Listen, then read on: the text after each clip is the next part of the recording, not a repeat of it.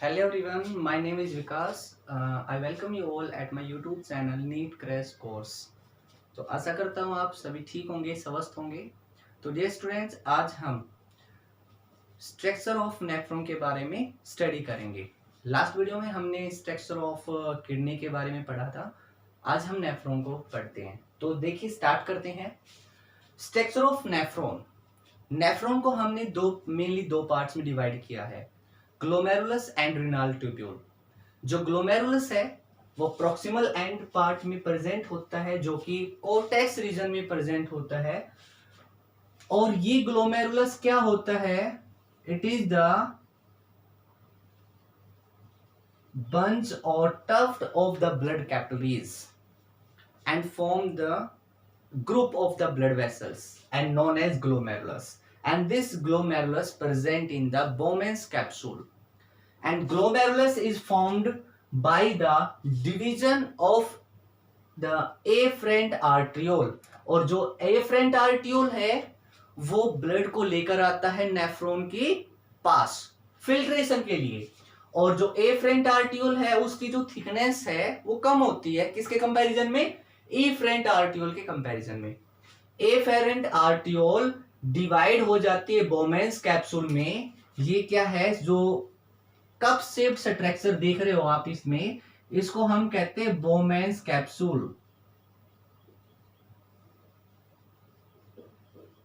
और इस Bowman's capsule के अंदर क्या होते हैं? ग्लोमेरुलस होता है। और इन दोनों को मिलाकर, ग्लोमेरुलस और बोमेन्स कैप्सूल को मिलाकर क्या बनता है? Malpighian body.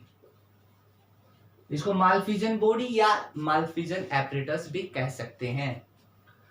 तो यहां पर अगर हम बात करते हैं, एफरेंट आर्टियोल के अंदर जो ब्लड प्रेशर होता है वो slightly higher than the afferent arteriole. क्यों यहाँ पे प्रेशर हाई होगा? तभी तो इसके अंदर क्या होगा? फिल्ट्रेशन होगा। और जब हमारी जो नेफ्रॉन फिल्टर करते हैं उस रेट को हम क्या कहते हैं? Glomerular filtration rate. यानी कि 1 मिनट में कितना फिल्टर होता है ब्लड, और वो लगभग कितना होता है? 125 ml पर मिनट। ओके, हमारी जो किडनी है वो पर डे लगभग 180 लीटर ब्लड को फिल्टर करती है, जिसमें से केवल हम एक्सक्रीट करते हैं per day about 1.5 litre per day. ये हम एक्सक्रीट करते हैं पर डे, लेकिन फिल्टर हमारी किडनी कितनी करती है? 180 लीटर। मींस 99% जो हमारा फिल्ट्रेट है वो क्या हो जाता है? रीएब्जॉर्ब। क्या हो जाता है? रीएब्जॉर्ब, वापस रीएब्जॉर्ब हो जाता है। वो कैसे होता है? आप देखिए, इसमें स्ट्रक्चर है। ये तो है हुआ, हमने बात की मालफिजियन बॉडी की। अब बात करते हैं हम रीनल ट्यूब्यूल की। रीनल ट्यूब्यूल का जो प्रोक्सिमल एंड है उसको हम कहते हैं पीसीटी। पीसीटी की फुल फॉर्म क्या है? Proximal convoluted tubule. Proximal convoluted tubule. और जो यू शेप्ड है उसको हम क्या कहते हैं? Loop of Henle. और जो लूप ऑफ हैनले के बाद जो आता है उसको हम कहते हैं डिस्टल कन्वोल्यूट ट्यूब्यूल। एंड लास्ट क्या है हमारा? Collecting duct. तो मेनली ये पार्ट है हमारे। तो 1 बाय 1 स्टडी करेंगे। Bowman's capsule, PCT, loop of Henle, DCT and collecting duct. तो 1 बाय हम स्टडी करें। तो प्रोक्सिमल कन्वोल्यूटेड ट्यूब्यूल है, ये हाईली कॉइल्ड होती है। ओके, और ये कहां, किस रीजन में होगा? कोर्टेक्स रीजन में। और इसकी खासियत है कि पीसीटी के अंदर जो सेल्स होती हैं वो कुबोइडल एपिथेलियल सेल्स की बनी होती हैं। कुबोइडल एपिथेलियल टिश्यू की बनी होती हैं। ओके, और दे फॉर्म द माइक्रोविलाई। क्या बनाती हैं वो? माइक्रोविलाई। और माइक्रोविलाई का एक मेन फंक्शन है, they help in the reabsorption of the material, ions, water. इसको ये क्या करता है? रीअब्जॉर्ब करता है। और पीसीटी 70 to 75% जो फिल्ट्रेट है, यहां पर जो फिल्टर हो जाता है उसका 70 से 75% जो फिल्ट्रेट है वापस रीएब्जॉर्ब हो जाता है। ओके, उसके बाद हम बात करते हैं जो पीसीटी है वो किस में एक्सटेंड होता है, लुपोफेनले में। अब लुपोफेनले में भी 3 डिवीजन बनाए हैं, descending लुपोफेनले, transverse लुपोफेनले and ascending loop of Henle.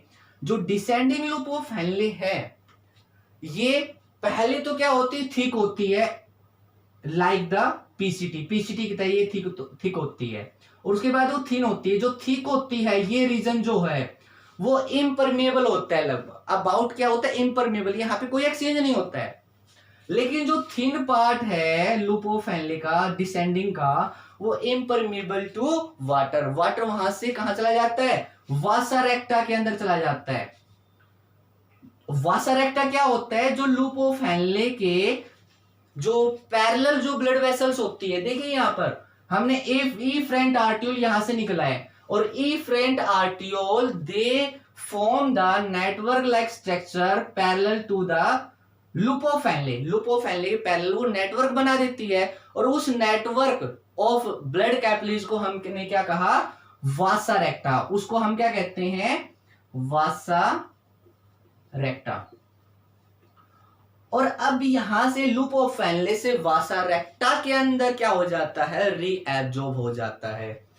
तो लुपोफेनले डिसेंडिंग की बात करें, थिन, वो क्या होता है, परमेबल टू वाटर, और वाटर कहां चला जाता है, वासा रेक्टा में। और इसके अंदर जो फ्लूइड होता है वो क्या रहेगा, हाइपरटोनिक सॉल्यूशन बनाएगा। अब बात करते हैं ट्रांसवर्स की। तो हम बात करें ट्रांसवर्स सेक्शन की लुपोफेनले की, तो लगभग यहाँ पे ओस्मोलरिटी हो जाती है 1200 यहाँ पे ओस्मोलरिटी हो जाती है, और पीसीटी के अंदर होती है ये 300 के लगभग।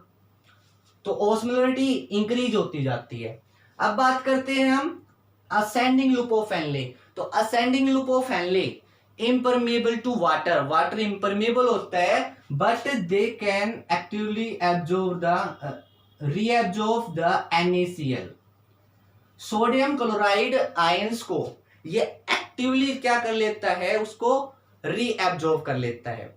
ओके, उसके बाद हम बात करते हैं ये थिन होता है as compare to descending lupofenle, and this ascending lupofenle leads to the DCT, distal convolute tubule।